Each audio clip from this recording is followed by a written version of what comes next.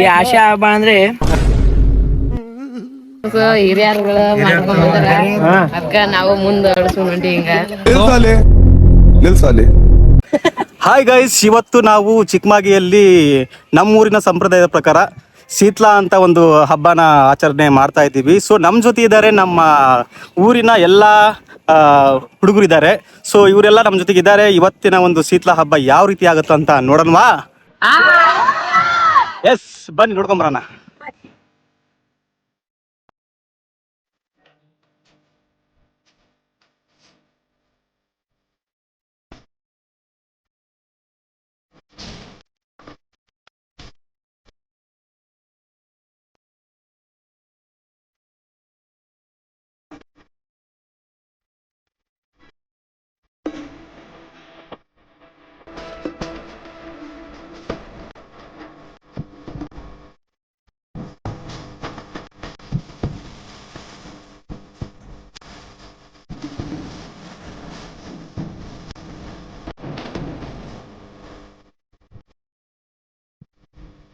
Guys, ಈ ಶೀತ್ಲಾ ಹಬ್ಬದ ವಿಶೇಷತೆ ಬಗ್ಗೆ ಕೇಳೋಣ ಬನ್ನಿ. आषाढ़ मास शीतला कर बापू आपने साथी भावनी वळा बाका तो आपने तांडो शांत रस कुणसी ठोकर जेने खोकर जेने खासी जेने काय जेने जनाजको एन जको धार देना भारवळा मासा दाडो दब जरा भारवळा मासा तांडे भार राम राम बापू तू व्हिडिओ करे ना की कागतो ಈ ವರ್ಷರ शीतला हवा शीतलार आपणा याडी माऊलीर बकरा माराचा कुकुड माराचा शेत ಒಳ್ಳೆ काम करून आपले बेडकुला द्यायचा कागतो ಈ डब्बे आषाढ अमास करतो आपण वर्षेने केवना आवच येन आपण करते आरेचा याडी माऊलीर आपण सेवा करून आपण एक विनंती करावचं मा साथी भाव करतो आता बकरा भी काटाचा पत्र कुकुड भी काटाचा रोग ताण आपण गोरमा ठेवून काही ना हे करतानी ना कुकुड गिकड मारताने ना बाहेर काढायचा देवाने.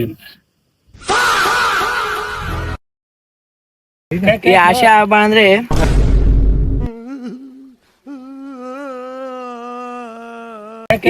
ಹಬ್ಬ ಅಂದ್ರೆ ನಮ್ಮ ನಂಗಡಿಯವರು ಮತ್ತೆ ಯುವಕರ ಸಂಘ ಅವರು ಕೂಡಿ ಕೋಳಿಯನ್ನು ಕಡಿತೀವಿ.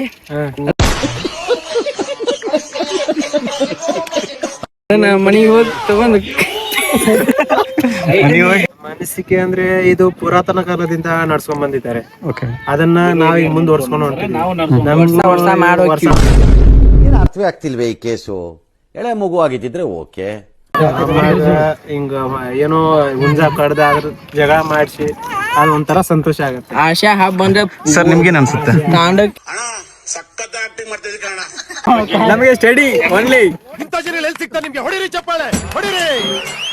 ಇವರು ನಮ್ಮ ಸಂಘದ ಯುವಕರು.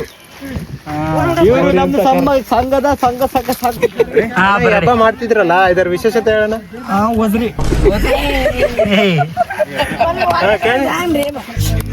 ಅದು ಬಾಯ್ ಬಿಟ್ಟು ಹೇಳ್ಬೇಕು, ಹಂಗಾದ್ರೆ ನಮ್ ಪ್ರೇಕ್ಷಕರು ಏನ್ ಮಾಡ್ಬೇಕು? ಅವನು ಸ್ವಲ್ಪ ನೀರ್ ಕೊಡ್ಸೋ, ನಾಲಿಗೆ ಗಂಟ್ಲಿಗೆ ಸಿಕ್ಕಾಕೊಂಡ್ಬಿಟ್ಟೈತೆ. ಮಾತ್ ಬರಲ್ವಾ? ಹಾಗಾದ್ರೆ ಇವ್ರು ಪಾಲ್ತು ಗಿರಾಕಿ ಅದಾರ. ಮಾತಾಡೋದು ಹೆಂಗ? ಅಯ್ಯೋ ನೀನ್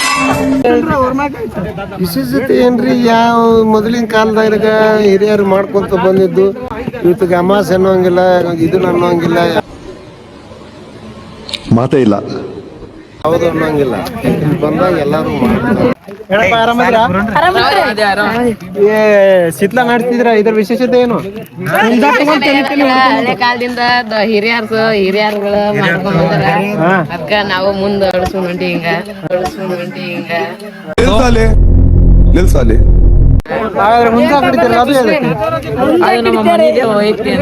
ನಮ್ಮ ವೈಯಕ್ತಿಂದ ನಿಮ್ಮ ವೈಯಕ್ತಿನಿಂದ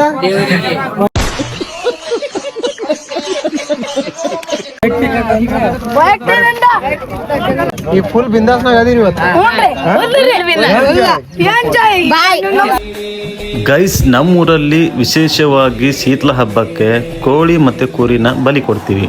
ಸೊ ಇದೆಲ್ಲ ಆದಮೇಲೆ ನಾವು ಕೋಳಿನ ಜಗಳ ಆಡಿಸಿದ್ವಿ. ಜಗಳ ಆಡಿಸಿದ್ಮೇಲೆ ಎಲ್ಲ ಹುಡುಗರ ಜೊತೆ ಸೇರಿಕೊಂಡು ಎಂಜಾಯ್ ಮಾಡಿದ್ವಿ.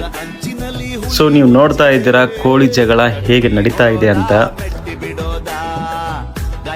ಗೈಸ್, ಇದೆಲ್ಲ ಆದಮೇಲೆ ದೇವರಿಗಂತಾನೆ ವಿಶೇಷವಾದ ಪೂಜೆ ಮಾಡ್ತಾರೆ. ವಿಶೇಷವಾದ ಪೂಜೆ ಮಾಡಿದ ನಂತರ ದೇವರಿಗೆ ಕೋಳಿ ಮತ್ತು ಕುರಿನ ಅರ್ಪಣೆ ಮಾಡಿ ಆಮೇಲೆ ಬಂದಿರೋ ಹಿರಿಯ ನಾಗರಿಕರಿಗೆ, ದೊಡ್ಡವರಿಗೆ, ಚಿಕ್ಕವರಿಗೆ ಎಲ್ಲರಿಗೂ ಕೂಡ ಪ್ರಸಾದ ಕೊಟ್ಟು ಈ ಶೀತಲ ಹಬ್ಬ ಮಾಡೋಕ್ಕೆ ಕಾರಣ ಏನಂದರೆ ಮಕ್ಕಳಿಗೆ, ದೊಡ್ಡವರಿಗೆ, ಆಮೇಲೆ ಯಾರಿಗೂ ಏನೇ ಕಾಯಿಲೆಗಳು ಬರದೇ ಇರಲಿ ಅಂತ ದೇವರಲ್ಲಿ ವರ್ಷಕ್ಕೊಮ್ಮೆ ಈ ಥರ ಒಂದು ಬಲಿದಾನ ಮಾಡಿ ದೇವರಿಗೆ ಪೂಜೆ ಸಲ್ಲಿಸ್ತಾರೆ. ಇದು ನಮ್ಮೂರಿನ ಪದ್ಧತಿಯಾಗಿದೆ.